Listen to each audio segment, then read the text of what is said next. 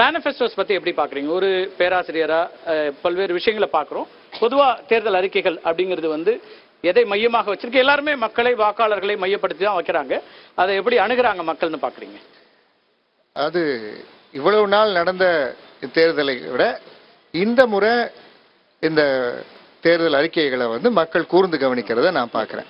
ஏன்னா குறிப்பா ஒரு 9 மாவட்டங்களில் கள ஆய்வு செய்துட்டு வரேன் நான்.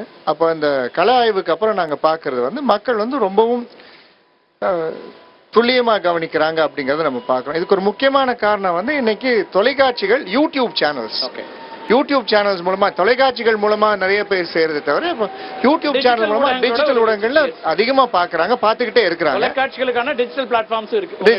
கரெக்ட்.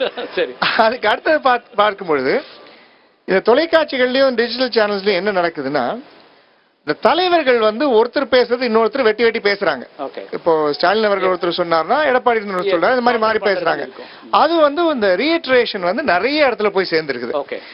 அப்புறம் அதே மாதிரி இப்போ அண்மையில பார்த்தது வந்து இந்த காங்கிரஸ்னுடைய இந்த செயல்பாடுகள், இதனுடைய அந்த மேனிஃபெஸ்டோங்கிறது ஒரு பயங்கரமா ரீச் ஆயிருக்கு தரமட்ட அளவுல நிறைய இடத்துல.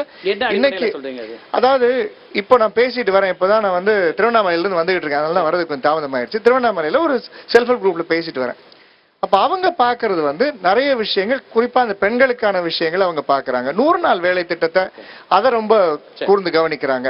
இந்த கடன் விஷயங்களை பாக்குறாங்க. ஆனா இதுல இன்னொரு முக்கியமான விஷயம் என்ன பாக்குறாங்க அப்படின்னா, இந்த கடன் சொல்றாங்க, இவங்க எல்லாம் வந்து பப்ளிக் பேங்க்ஸ் அந்த கடனை தான் பாக்குறாங்க, மைக்ரோ கிரெடிட்டை யாரும் பாக்குறது இல்லை. இன்னைக்கு அநேக பேர் பயங்கரமா கடன் சுமையில இருக்கிறதுக்கு காரணம் வந்து மைக்ரோ கிரெடிட் லோன்ஸ்.